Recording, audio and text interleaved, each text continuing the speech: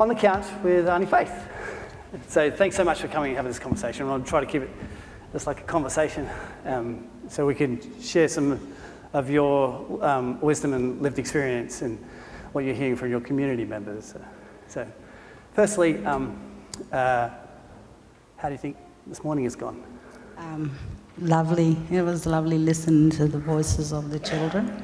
And before I begin, I'd like to acknowledge the land that we meet on today, the Yagara and the Yugambeh speaking people, and pay my respects to elders both past and present, and also all these little jarjums. So in our language, children is jarjums, that I am going to be emerging leaders. And also to any other elders or anybody else in the audience, I'd like to, welcome you today too. Thank you. Thanks. Oh, back on.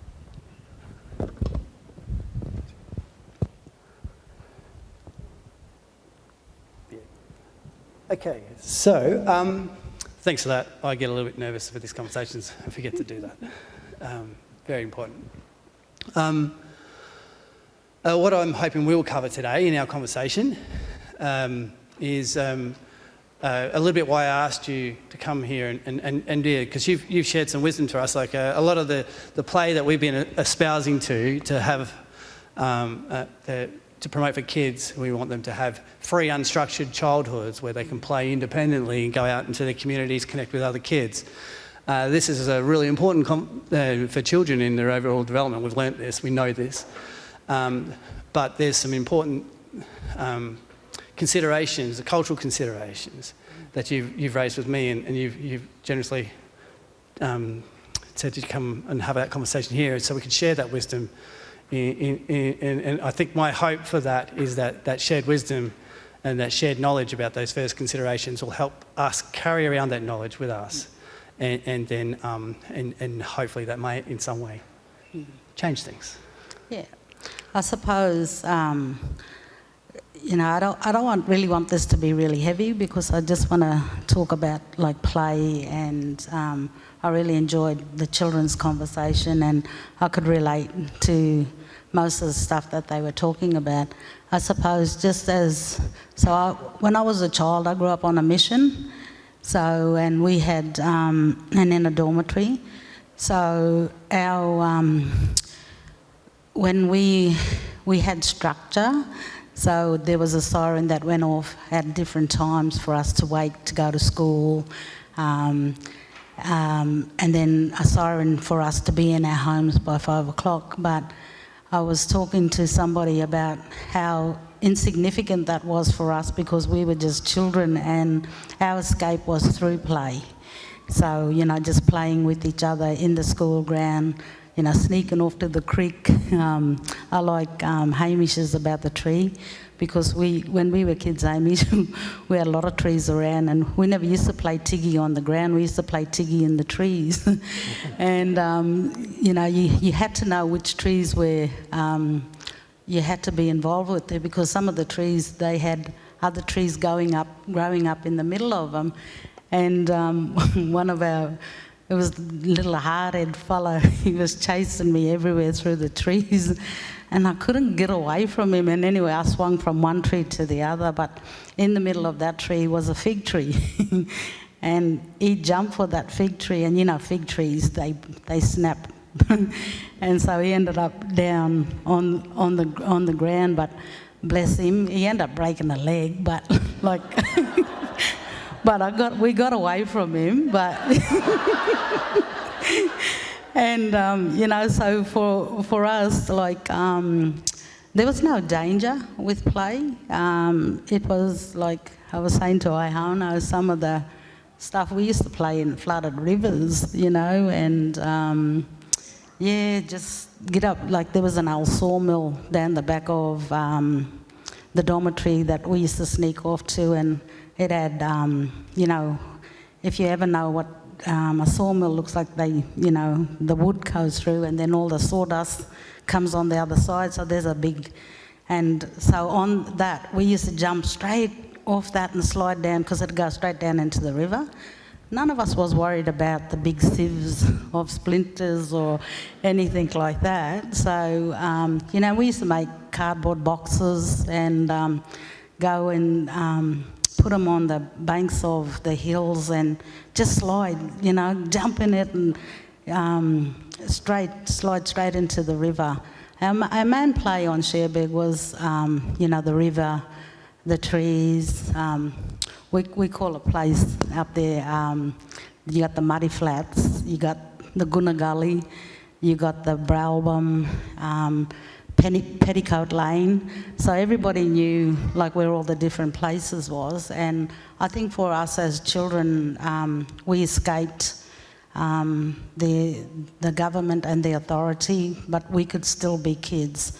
So for us growing up on a mission and in a dormitory, we didn't see, like I didn't know what that was until I became an adult. So when I was a child, we had our friends, like we had our sisters that with us, and next door to us was the boys' dormitory. So and we used to play marbles. We didn't have much. We used to, with the girls, we used to make mud cakes, and we had coloured, with the lollies, we used to keep the wrappers, and some of the games we used to play with that was called secrets. And we used to cover the wrapping and put a glass over it, and then we'd bury it in the sand, and the girls would go, who's going to find the secrets? And so for us that was, beside climbing trees, making secrets, swimming in the rivers, we used to do a lot of hunting and gathering as well. So we, I could, if any of you want to go out, I can show you how to catch a witchy grub, where porcupine, what different medicines to use and everything. So I had a really good childhood. It wasn't until I became adult that I realised, wow, under the government and everything. But for me, and I try to encourage my children and my grandchildren, technology isn't a big part of Indigenous play. It's all about being outside, being with your cousins, playing with what you got, making use of what you got. And I don't think it didn't really occur to me until we went out to, we did I think with Logan City Council and C4C, we went out into the Logan Village space, and they put out all the stuff for the children to play and make, more or less like what Hyona and them do with the play. And just to see the kids make things and do all that. And there was about 4 of us, 4 Indigenous people. We come out and we were sitting, we were reflecting, and we were thinking, we were amazed at why everybody's going, oh, look at them, look what they're making, and look at this, and all we could see was like mess, And I think that was because the reality hit home for us, because as Indigenous people, if our yards were dirty, like that, if it was play, government didn't see that, So it was really hard for us to create that play without messing the yard, if you know what I mean. And but we did it. We played secretly a lot. And but we also we made up a lot of stuff. So we had, I don't know if any of you play with string. So we used to play with a lot of strings, a lot of marbles. We used a lot of stones back in those days. We dug out I don't know if you don't know the game where it's you got 4 holes and then 1 to the side, and you got to chuck your marble in each hole. And when you get to the 4th one, that becomes the poison, and then you can come out and you can kill all the other marbles, but that was for you to collect to put in your little pocket. And we used to build a big circle and put all our marbles in there, and we used to play 4 jumps. So there was different games that we all played, but I think that saved me. Play saved me as a child, and also for where I am today. And I encourage my children all the time, get outside, And I do like what you said about the different hobbies and all of that. I think one thing as Indigenous people, we don't have that expectations. We just just get out and do it. And I think a lot of that comes from being, maybe you young ones don't know that, but the older folk might know, but being under the Act, it really affected us on what we can do and what we couldn't do. But like through it all, we were still able to create play. Like we never had cars in our day, so we went down to the sawmill and just cut off little bits of blocks and made our own little dirt tracks. We made our own go-karts. We used to go up the dump, and when a mob would chuck at the prams, and so we was very creative. We even made our own boats that float down the river out of galvanised iron and tar. And I look back now and I think, gee, that's a lot of dangerous stuff. And I was telling H, in the floods, there's only one main bridge into Cherbourg. And when that was flooded, all of us blackfellas would go down and we'd stand on that bridge and we'd jump in on this side. And you'd have to count, I think it was 5 seconds. And then you'd have to reach up and catch the other side of the bridge before you got, down around the river. We did a lot of crazy stuff. But to us, it was just play. We didn't see no danger in it. And if a child did get hurt, we all then stopped and helped that child up to the hospital if they broke their leg or cut their arms or whatever. And then we'd all be waiting outside the hospital, making sure that, like 50 of us waiting outside saying, I wonder if you're all right, I wonder if you're going to get needle, because back in the days the only needle you got was penicillin. Penicillin shots killed you. I don't know if any of you's had a penicillin shot, but that's all we got, So that was my life growing up as a child on a mission. It was full of fun, and I was really blessed to have all my cousins, all my, when you grow up in the dormitory, all your dormitory sisters and your brothers become your brothers and your sisters, literally. And we still stay friends today. Mm. Wow.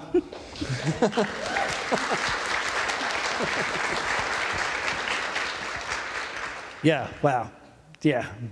I'm just sitting in awe of those conversations and what you're telling us. And for me, I hear when you talk about kids getting hurt and helping each other and, the rich connections and relationships that get built through those times, and also the learning. I'd imagine jumping under those bridges and counting to 5. How did you know to count to 5? I'd say this comes from experiences and things like that and practice and testing. And we were talking yesterday about the psychologist. His name is a famous guy called Peter Gray, and he talked about how kids play always it's not play unless it's at the edge of your limit. And, kids are always pushing that limit until it gets boring. And then they look for something else to do because they've mastered that. So I wonder how long did the bridge get? Yeah. Anyway, one of the questions I wanted to ask was, one of the things that I've held dear in my heart is I think a lot of the issues surrounding our neighbourhoods not being as connected as what they used to be, and kids not having as many local neighbourhood friends as they need. Generally speaking, there are still pockets of that happening, of course.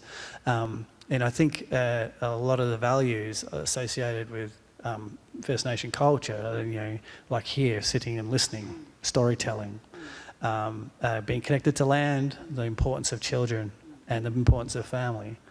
Those values, I feel like, could be the foundation to the solutions that we're seeking to reinvigorate our neighbourhoods, our communities. One of the things we talked about yesterday was what would happen if we used a greeting like the Maasai in Tanzania. How are the children doing if we were to use that as a greeting in everyday life? What would be our answers? What would be our responses? So you spend 30 years in the Logan community working with First Nations families. So, Aunty Faith, how are the children doing? They're doing okay. I think the biggest fear and the stigmas out there is around, they want their children to play, but the fear is with child safety, and and the other fear is when they are out playing, the parents are always there looking over their shoulder, making sure that they're in a safe environment. It's not like when we were kids, like we never seen mum and dad. We just got as a group of kids and we just took off, and we finished, after we finished school, we all just took off, and we all knew that we had to be home by 5 o'clock. But we had no aunties, no uncles with us. The way that our families live today is they're very sheltered. They're scared for their children, and we're trying to break those barriers down and saying it's okay. Like I like what you and Jordan did with the streets. I think that if we found, because there's a couple of streets here where there's a lot of Indigenous families, and if you went out and did that in a street and where it was okay, I think it's just trying to get the message out there that it's okay and children are safe. But when it's embedded in you from a very early age, it's really hard to let those fears go. And I think that what our children are learning, like my grandchildren, what they're learning is about how to play with other cultures and all this, because when you grew up, you only played with your cousins or your sisters because that was your safe space. So I think the messaging, like for our Logan Indigenous and Torres Strait Islander kids, that it's okay to, like a lot of our children's friends come over, but it's all about that. They got to come to our homes because we know that we can keep them safe. It's very rarely that they go to other people's home, because even like with my 16-year-old son, he says, "Oh, Mum, can I go down the coast with the boys and whatever, swim or whatever?" I am that fearful as a mum because I said to my son, I said, "Them other boys, they street boys. You're a good boy." And I said, if coppers come or anybody come, you're going to be standing there and I'm going to get the phone call. And I don't want to feel like that. I want my son to go and enjoy himself, even like into South Bank. I will not let him go in there because there's still a lot of fear on when a group of Indigenous kids are in there, that they get harassed, they get bullied, and so they still don't feel safe themselves. And this is our reality. If we're going to talk about truths, this is our reality with our children, and that we want the same for them as everybody else. We want equal opportunities for them to play and everything like that. But our reality, it's not like that, and it's not safe. But like here today, listening to all the stories and everything, I'm hoping that we can get there. I'm hoping that all the people that are here will support any of our Indigenous clients that go in through your doors or whatever, that you make them feel safe, that it's okay, and it's not just about play, it's just about being safe.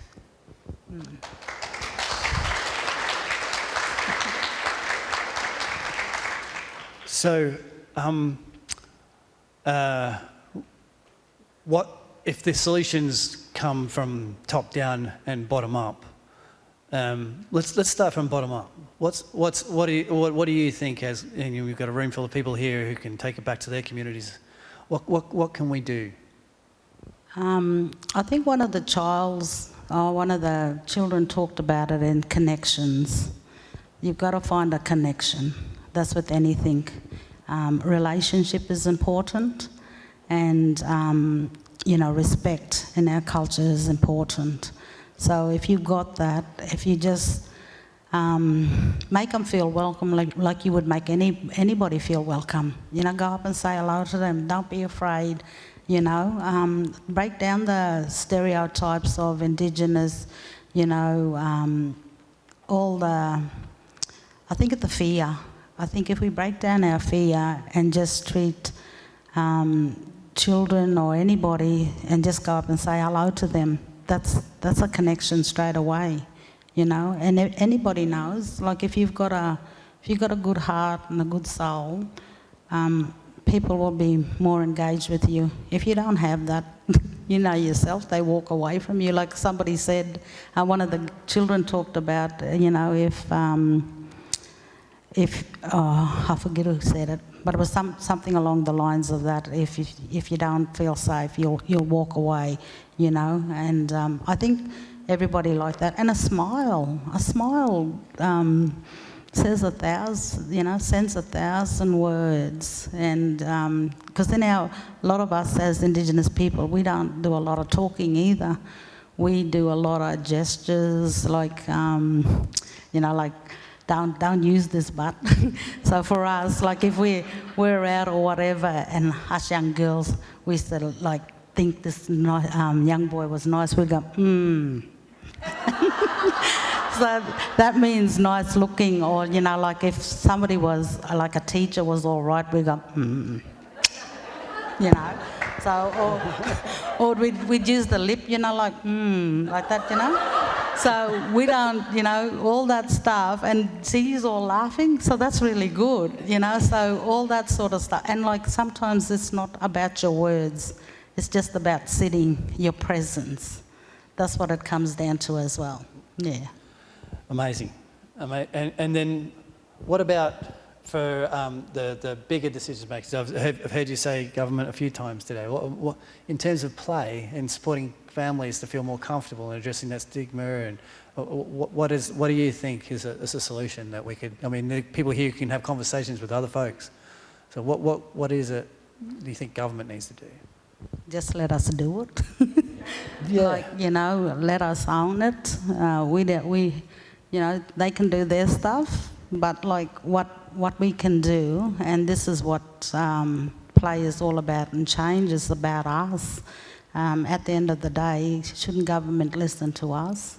So I think it's up to us to be the voices. Brilliant. Thank you.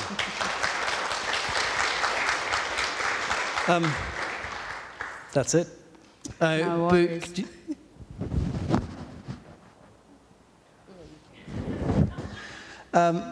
Aunty Faith has really given up quite a significant time today. She 2 days ago buried her sister, and that's has in the traditional culture is a sorry business time, and so my deepest condolences. But Aunty Faith knew this was an important conversation to have, and so I can't thank you enough. From me, I just feel honoured and blessed that I can be here, and I'm grateful for this little gum nut, because that's, just having that as a sensor has also just kept me calm. And I'm always for helping out all our little jargons. So if you moving forward, can I tell you just one thing? With our Aboriginal elders, they don't like the word kids. Okay? You have to either call them children or jargons, because it's really disrespectful word to use, because kids are goat, So just remember that. If I can give you any advice, please, when elders are around, please do not use the word kids. And once again, thank you. It's a privilege and honour to be here today to share my stories. Thank you.